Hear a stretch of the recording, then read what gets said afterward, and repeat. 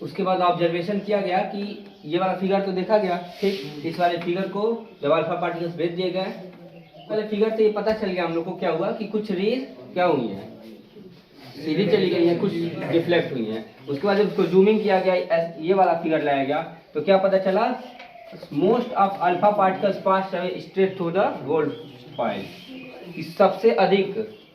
सबसे ज्यादा जो अल्फा पार्टिकल्स की रेज थी वो क्या हुई है, स्ट्रेट निकल गई है, ठीक, सीधी निकल गई है।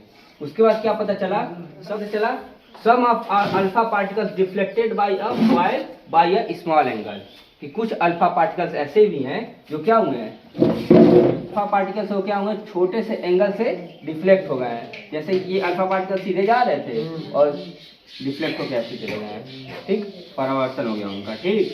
उसके बाद क्या पता चला है, सरप्राइजली, एक ही बार सबको सरप्राइज हो गया, क्या, 1 of every 12,000 particles appear to rebound।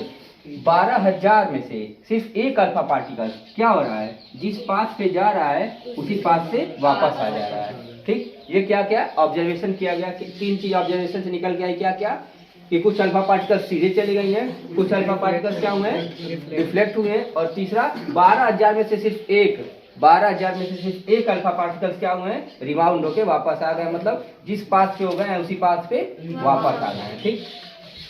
इसको नोट हैं क्या क्या फिगर से क्या क्या हम लोग ऑब्जर्व किए, क्या क्या महसूस किए हैं कि क्या कुछ अल्फा पार्टिकल्स सीधे निकल गए हैं, कुछ अल्फा पार्टिकल्स के एंगल बने हैं, और कुछ क्या हुए, रिबाउंड होके वापस आ गए हैं। अब इन तीनों से हम लोग क्या निष्कर्ष निकाल सकते हैं कि पहला क्या था, कुछ सबसे ज्यादा जो अल्फा पार्टिकल्स हैं वो किससे क्या हुए हैं, बाहर निकल गए हैं। उससे क्या पता चलता है, most of the space inside the atoms are empty.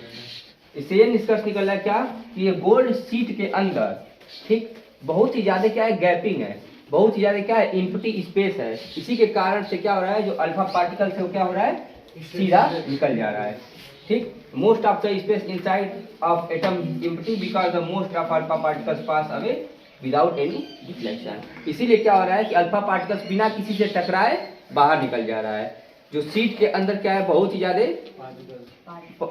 ही ज्यादा जगह खाली है, जिसके कारण क्या हो रहा है, अल्फा पार्टिकल्स बिना किसी से टकराए बाहर निकल जा रहे हैं। दूसरा क्या था conclusion, very few particles were deflected from the path indicated the positive charge of the atoms occupy very little space, ठीक। हम लोग कौन सा अल्फा पार्टिकल्स भेजे हैं, तो अल्फा पार्टिकल्स क्या होते हैं, पॉजिटिव होते हैं। तो क्या इसमें हो रहा है, कुछ जो अल्फा पार्टिकल्स हैं, जो एटम्स के अंदर कुछ अल्फा पार्टिकल्स बहुत ही ज्यादा बड़े हैं, तभी तो हम लोग का एक छोटा सा, ये बड़ा सा अल्फा पार्टिकल्स के अंदर मौजूद है, और हम लोग का एक छोटा सा अल्फा पार्टिकल्स आ रहा है, तो इसे टकराने के बाद क्या हो रहा है, डिफ्लेक्ट हो जा रहा है। इससे ये पता चलता है कि जो एटम्स के अंदर पॉजिटिव चार्ज भी मौजूद है, ठीक। तीसरा था, very small fraction of alpha particles were deflected by 180 degree. 12,000 में से सिर्फ एक ऐसा अल्फा पार्टिकल्स है जो क्या हो रहा है, जो एटम्स के वो अल्फा पार्टिकल जो एटम के सेंटर पे जा रहा है, एटम्स के सेंटर पे जाके वहां से डिफ्लेक्ट हो रहा है। उससे क्या पता चला है, all the positive charges and mass of a gold were concentrated in small volume within atoms, कि एक एटम्स में जितना उसका मास है और जितना उसकी ताकत है वो कहाँ पे स्थित है, वो उसके सेंटर पे स्थित है, ठीक। और वो सबसे ज्यादा एटम्स में सबसे ज्यादा वो वॉल्यूम और सबसे ज्यादा मास किसके पास है, जो एटम्स की जो भाग सेंटर पे है उसके पास है। तभी तो कोई पॉजिटिव चार्ज यहाँ पे खूब बड़ा सा पॉजिटिव चार्ज है, ठीक। हम लोग अब यहाँ से भी एक पॉजिटिव चार्ज भेजें तो क्या होगा, पॉजिटिव चार्ज रिपेल हो जाता है, और ये रिपेल करके क्या हो रहा है, इसको पीछे रिबाउंड कर दे रहा है। लेकिन पूरे एटम्स ऐसे नहीं है, सिर्फ वो एक छोटा सा चार्ज है, एटम्स के सेंटर में एक छोटा सा चार्ज है जिसके पास बहुत ही ज्यादा मास और सबसे ज्यादा वॉल्यूम है, जिसके कारण क्या कर रहा है, वो अल्फा पार्टिकल्स को रिबाउंड कर दे रहा है। ये 3 चीजें रदरफोर्ड अपने एक्सपेरिमेंट से निकाल दिए थे।